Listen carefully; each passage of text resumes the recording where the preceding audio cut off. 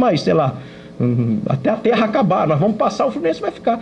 Porra, mas é inacreditável que a gente ainda se deixe emprenhar pelos ouvidos e que, não, agora a solução agora é o seguinte: o Fluminense tem que voltar a ser grande dentro do campo, ok? Para ter todo o resto, ok? Muito obrigado pela atenção de vocês, desculpe aí qualquer coisa e está aberto para perguntas aí, quaisquer delas. Pessoal, já temos aqui 26 perguntas. Vamos tentar, algumas obviamente os temas se repetem. Eu vou começar uma aqui que é para vocês três, e o critério é meramente de chegada, tá? Celso Mari Tenório, em caso de vitória ano que vem, assim esperamos, eu estou reproduzindo a pergunta da pessoa, vocês encontrarão, entre aspas, terra arrasada.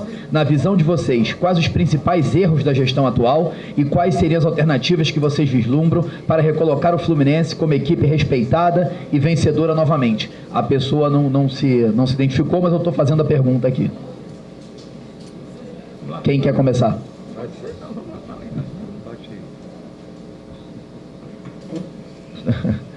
Pergunta desse tipo é uma dissertação, né? Ah, tá, obrigado. Tá no último slide. Não, gente. Não, a verdade é o seguinte, a gente já comentou aqui a dificuldade que vai ser.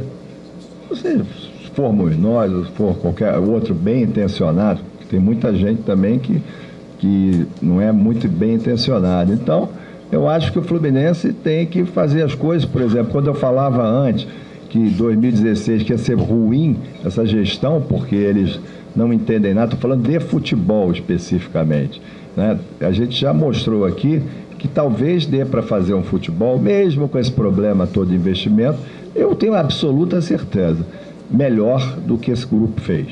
Isso eu tenho absoluta certeza. Fazendo o básico. E é claro que nós, na verdade, vamos procurar, nós, o que estamos conversando aqui, exatamente. Você pega, eu fui lá, conversei com o Thiago Neves, jogador, acertei um contrato de 4 anos. Quer dizer, contrato se fosse eleito, né? E 1 ano e meio foi o Robinho. Então, prefere o Robinho ou prefere o Thiago Neves? O Thiago Neves chegou lá, já deu 2 Copas para o Brasil, Copa do Brasil para o Cruzeiro. Então, muito erro.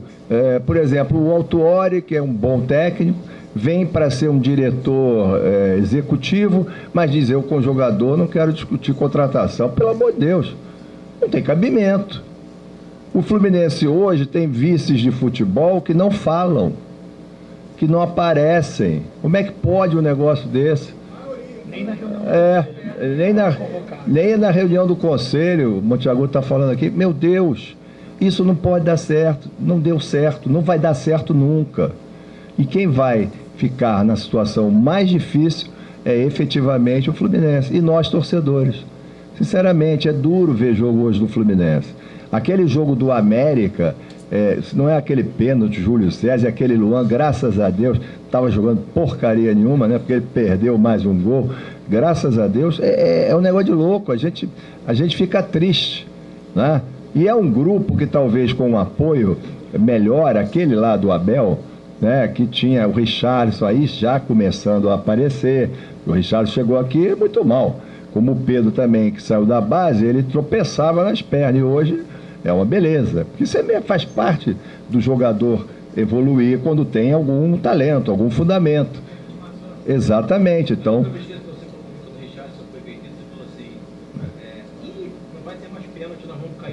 Não. Exatamente. Não tivemos... Sabe quem sofreu os pênaltis do Fluminense? Richarlison e aquele outro, o Wellington Silva. Isso aí.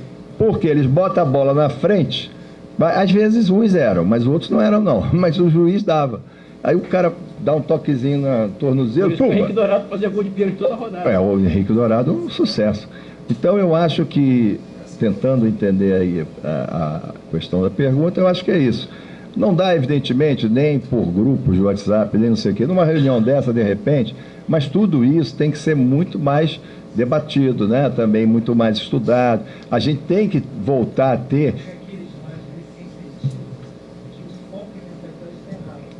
Exatamente. claro. Tem que aumentar a receita, mesmo que a gente tenta aumentar. Olha, se a gente fizer uma campanha emocional forte e com uma gestão de credibilidade, a gente pode ter muito mais sócio. Eu, por exemplo, o que eu contribuo para o Fluminense? A minha contribuição lá de sócio proprietário com manutenção. Mas eu sinceramente, se me pedisse assim, pô, você pode contribuir com R$500 mês? Eu diria, eu posso, eu quero fazer isso. Agora, você sabe, não sabe para onde vai o dinheiro, não sabe o que é feito, eu não vou botar nem 500, pô. Esse aí ainda me mantém que é para poder votar, tentar mudar alguma coisa. Então falta credibilidade, falta transparência, mas não é difícil isso. Eu vejo, e se foi citado aí, o Mário citou, e eu também já falei, quando você vê o Grêmio, eu fui lá ver o Grêmio com o Atlético Paranaense, a Copa do Brasil, estádio lotado, tinha nego vindo de Porto Velho, que o torcedor do Grêmio foi para lá, com o filho, veio, claro, de avião, essas coisas. Então, teve sócio diamante, comprou lá por R$40, uma coisa assim.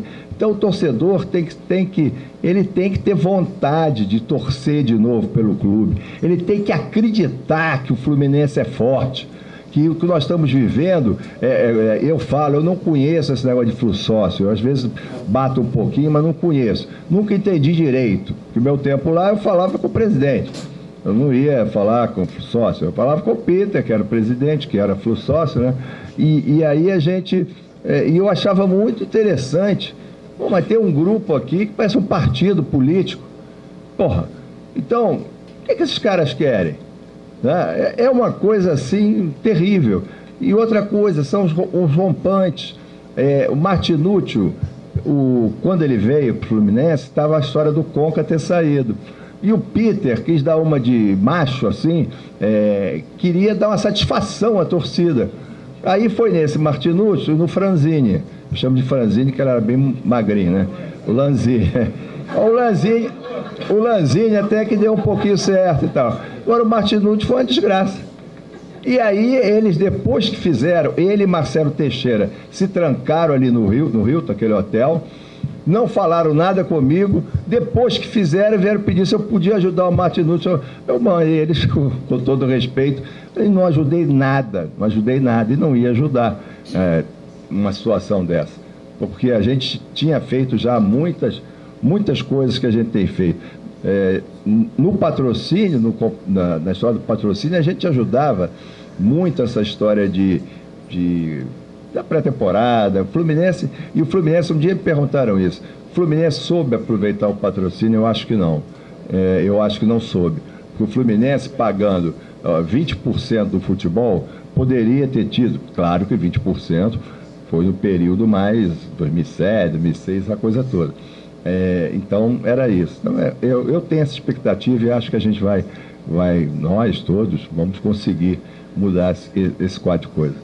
Bom, vamos lá. Nós temos aqui algumas perguntas voltadas para o Mário. Aliás, perdão, Tenório e Mário, vocês querem complementar alguma coisa sobre a primeira pergunta? Não, posso. Ok. Tem algumas perguntas aqui, Mário, para você, sobre, eu não vou ler todas literalmente, mas o tema é o mesmo. Em uma resumida síntese, como aumentar o engajamento do programa de sócio-torcedor, o que você acha do atual programa e, considerando que nós não temos abrangência de torcida de Corinthians e Flamengo, como a gente pode alavancar recursos através desse programa? Bom, vamos lá. Quem é que fez a pergunta? Está aí? Você? Tem o Vitor, o Paulo e a Ana Paula. Então, Vitor, Paulo e Ana Paula. Na eleição em 2016, a gente fez uma reunião só para apresentar um programa de sócio-futebol baseado, muito parecido com o programa do Palmeiras e do Benfica. Por isso que eu botei ali milhagem. Eu acho que a única maneira de você fazer com que o torcedor, o nosso programa de sócio-futebol possa ser diferente dos outros, até porque vocês estão vendo aí, outro dia teve um especialista em marketing falando isso na Sport TV, né, que os planos de sócio-futebol estagnaram em todos os clubes, né? Chegou num limite e parou. Eu acredito numa questão da fidelidade, mas da fidelidade mesmo, não só do cara pagar, mas de dizer, olha, toda vez que você vai ao estádio, você pontua para ganhar coisas, para comprar coisas com desconto e para voltar ao estádio. Eu até falei uma questão na eleição que era, toda vez que o Fluminense perder um jogo, né, o cara que foi no jogo que o Fluminense perdeu, porque eu dizia o seguinte na eleição, Porra, a Fluminense é a maior paixão imaterial de todo mundo que está aqui. Né? Acho que 100% das pessoas que estão aqui vão dizer: o Fluminense é a coisa mais importante da minha vida depois da minha família. Não tem a menor dúvida. Todos que estão aqui, ninguém estaria aqui até essa hora. E eu sempre digo isso: o torcedor, ele é a parte mais pura, né, cara? Ele é o que mais sofre e é o que mais ajuda quando precisa. Até porque eu vim da arquibancada, aliás, continuo sendo, hoje não tenho nenhuma função no clube, vou aos jogos. E eu dizia na eleição assim: você tem que privilegiar também o cara que vai lá no dia da sofrência, entende? Então o cara que foi ao jogo no dia que o Fluminense perdeu, ele tem que apresentar o ingresso e ele ter 40% de desconto. E aí, se perder de novo, ele tem que ter mais 20% de desconto, para fazer com que o cara vá ao jogo mesmo. E quando ganhar? Não, quando ganhar ele tem que pagar o dobro, porque o Fluminense está dando alegria para ele. Mas é verdade.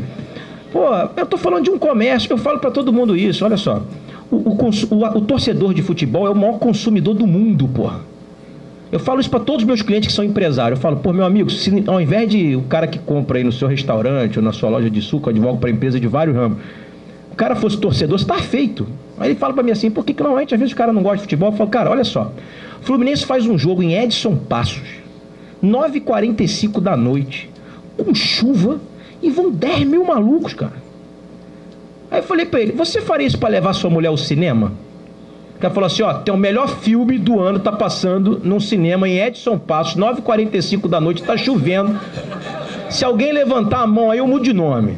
O cara não faz, porra. Aí vai, não tem cobertura no estádio, a arquibancada não tem cadeira, o cara rala a perna no cimento, não tem lugar pra parar o carro, tem assalto, o cara toma tiro, mas ele vai. Os meninos da Bravo diziam pra mim: os caras fecham o trem, porra. Não tem trem, mas o cara vai. Porra, então é inadmissível que você não mexa no coração desse sujeito, porra. Você não trate ele bem. Que você... Cara, eu não admito. Eu chego no Maracanã de carro, vejo aquela fila na bilheteria. Eu falo: meu Deus do céu, custa botar mais 10 bilheteiros, cara?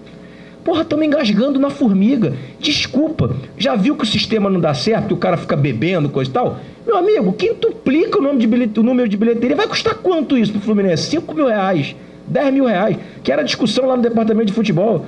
Um dia os jogadores viraram para mim que esse ônibus da Volkswagen, ele não tem banheiro.